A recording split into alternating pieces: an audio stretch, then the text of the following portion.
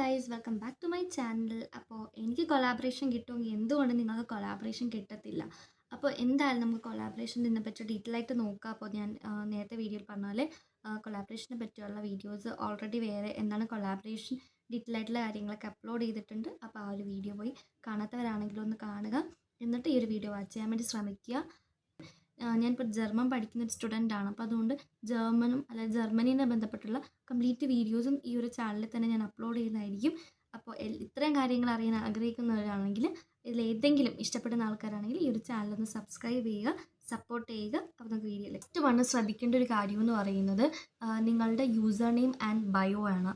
User name എന്ന് പറയുന്നത് നിങ്ങളുടെ പേരായിരിക്കണം, അല്ലെങ്കിൽ ഒരു പ്രൊഫഷണൽ നെയിം നിങ്ങൾക്ക് ഗൂഗിളിൽ നിന്ന് നോക്കിയാൽ കിട്ടും, അങ്ങനെയൊക്കെ എടുക്കുക. അല്ലാതെ ഒരിക്കലും ഈ ഒരു എക്സാമ്പിൾ പറയുകയാണെങ്കിൽ ക്യൂട്ടി പൈ അങ്ങനത്തെ നെയിംസൊക്കെ ആയിരിക്കരുത്, അത് ശ്രദ്ധിക്കുക. പിന്നെ ബയോ ഒരിക്കലും വലിച്ചു നീട്ടിയിട്ടുള്ളൊരു ബയോ ആകരുത്. പിന്നെ ഞാനിപ്പോൾ സ്ക്രീനിൽ കാണിക്കുന്ന പോലത്തെ ബയോ ഒക്കെ ഒന്നും പാടില്ല. ഇപ്പോൾ നിങ്ങൾ യൂട്യൂബ് ചാനലുള്ള വ്യക്തിയാണെങ്കിൽ നിങ്ങളുടെ ഒരു ചാനലിൻ്റെ ലിങ്ക് അങ്ങനെ കുറച്ച് നിങ്ങൾ റിലേറ്റ് ആയിട്ടുള്ള, അല്ലെങ്കിൽ നിങ്ങൾ ചെയ്യുന്ന ഒരു ഇതിനെ റിലേറ്റ് ആയിട്ടുള്ള ഒരു ഷോർട്ട് ബയോ ആയിരിക്കണം. ഈ ഒരു കാര്യം ഒന്നാമതായിട്ട് ശ്രദ്ധിക്കുക. ഓക്കെ, സെക്കൻഡ് വൺ എന്ന് പറയുന്നത് വീഡിയോ ക്ലാരിറ്റി. നമുക്ക് എല്ലാവർക്കും ക്ലാരിറ്റിയുള്ള ഫോണായിരിക്കത്തില്ല. ഓക്കെ, അപ്പോൾ ഇതിൽ വീഡിയോ ക്ലാരിറ്റി എന്ന് ഉദ്ദേശിക്കുന്നത് ക്ലാരിറ്റി വേണമെന്നല്ല, കൂടുതലും നമ്മൾ ഈ ഫിൽറ്റേഴ്സൊക്കെ ചിലവർ കണ്ടിട്ടില്ല, ഫിൽറ്റേഴ്സൊക്കെ ഭയങ്കരമായിട്ട് ആഡ് ചെയ്ത് അങ്ങനെയൊക്കെ ഒന്നും ചെയ്യാണ്ട് നമ്മൾ പറ്റുന്നത് നോർമൽ ക്യാമിലോ ഏതാണ് നമ്മുടെ ഫോൺ അതിൽ തന്നെ നോർമൽ ക്യാമിൽ എടുക്കാൻ വേണ്ടി ശ്രമിക്കുക.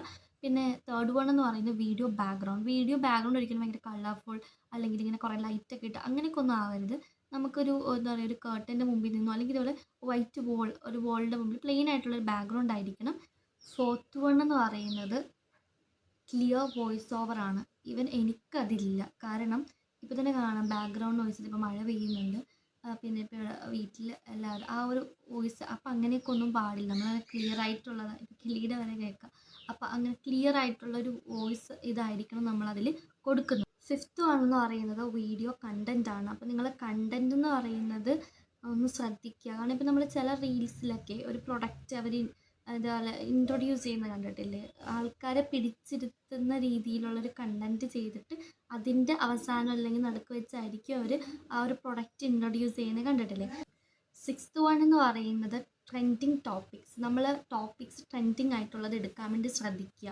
അപ്പോൾ അതിൻ്റെ ഒരു കുറച്ച് ടിപ്സ് എന്ന് പറയുന്നത്, ഫോർ എക്സാമ്പിൾ ഇപ്പോൾ നമുക്ക് ആ സമയത്തെ എന്താ പറയുക ട്രെൻഡിങ് സോങ്സ്, അതേപോലെ എന്താ പറയുക ട്രെൻഡിങ് ടോപ്പിക്സ് അല്ലെങ്കിൽ ട്രെൻഡിങ് ആയിട്ടുള്ള എന്തും നമുക്കതിൽ ആഡ് ചെയ്താൽ അത്രയും നമുക്ക് അതിലൊരു ബെനിഫിറ്റ് കാണാം.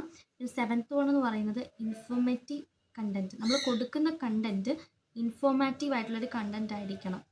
ഇൻഫോർമേറ്റീവ് കണ്ടൻറ്റ് എന്നുകൊണ്ട് ഉദ്ദേശിക്കുന്നതെന്ന് വെച്ച് കഴിഞ്ഞാൽ ആ ഒരു പ്രൊഡക്റ്റിനെ പറ്റി കംപ്ലീറ്റ് ഇൻഫോർമേഷൻ നമ്മൾ അവർക്ക് കൊടുക്കണം. അവർക്ക് അതിനെ പറ്റിയുള്ള കംപ്ലീറ്റ്, ഇപ്പോൾ ഏത് ബ്രാൻഡിൻ്റെ ആണ് അല്ലെങ്കിൽ അത് എങ്ങനെയാണെന്നുള്ളത് കംപ്ലീറ്റ് നമ്മൾ അതിലൂടെ കാണുന്ന വ്യൂവറിന് മനസ്സിലാക്കി കൊടുക്കാൻ ശ്രമിക്കുക. എയ്ത്ത് വൺ എന്ന് പറയുന്നത് ഹെൽപ്ഫുൾ കണ്ടൻറ്റ്. നമ്മൾ ചെയ്യുന്ന കണ്ടൻറ്റ് അത് മറ്റുള്ളവർക്ക് ഹെൽപ്ഫുൾ ആയിരിക്കണം. നയൻത്ത് വൺ എന്ന് പറയുന്നത് സേവ് ആൻഡ് ഷെയർ. ഇപ്പോൾ കണ്ടുകൊണ്ടിരിക്കുന്ന വ്യൂവറിന് അത് ഒരിക്കലും ബോറിങ് ആവരുത്. കാരണം അത് അവരിപ്പോൾ ഒരു എക്സാമ്പിൾ പറയുകയാണെങ്കിൽ നേരത്തെ പറഞ്ഞതുപോലെ ഇപ്പോൾ റീലിൽ നമ്മൾ കണ്ടുകൊണ്ടിരിക്കില്ല, അതിൻ്റെ അവസാനം നടുക്കായിരിക്കും അവർ ഒരു പ്രൊഡക്റ്റിനെ പറ്റി അല്ലേ. അപ്പോൾ കണ്ടു നിൽക്കുന്ന ആൾക്കത് കാണാനും അതുപോലെ സേവ് ചെയ്യാനും ഒരു റീലായിട്ട് ഷെയർ ചെയ്യാനും പറ്റും. അങ്ങനത്തെ ഒരു രീതിയിലായിരിക്കണം നമ്മളത് ഇൻട്രൊഡ്യൂസ് ചെയ്യാൻ വേണ്ടി.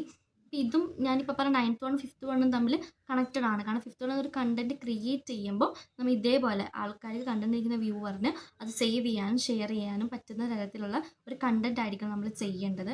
10th വൺ എന്ന് പറയുന്നത് സ്റ്റോറി എൻഗേജ്മെൻറ്റ്. നമ്മളൊരു സ്റ്റോറി ഈ പ്രൊഡക്റ്റിനെ പറ്റി നമ്മൾ ഇടുമ്പോൾ അത് ഒരുപാട് ആളുകൾക്ക് കാണാനുള്ള, ഇപ്പം നമ്മൾ ഹാഷ്ടാഗ് എല്ലാം യൂസ് ചെയ്ത് മറ്റുള്ള ഒരുപാട് പേരിലേക്ക് ഈ ഒരു സ്റ്റോറി എത്തുകയും വേണം. കാണുന്ന വ്യൂവറിന് ആ ഒരു പ്രൊഡക്റ്റിനെ പറ്റിയുള്ള കാര്യങ്ങൾ നല്ല വൃത്തിയായിട്ട് കാണാനും മനസ്സിലാക്കാനും പറ്റുന്ന രീതിയിലായിരിക്കും നമ്മൾ സ്റ്റോറി പോലും അപ്ലോഡ് ചെയ്യേണ്ടത്. എന്ന് വെച്ചാൽ ഒരു പ്രൊഫഷണൽ രീതിയിലായിരിക്കണം നമ്മൾ ആ ഒരു പ്രൊഡക്റ്റിനെ പറ്റിയുള്ള സ്റ്റോറി നമ്മൾ അപ്ലോഡ് ചെയ്യേണ്ടത്.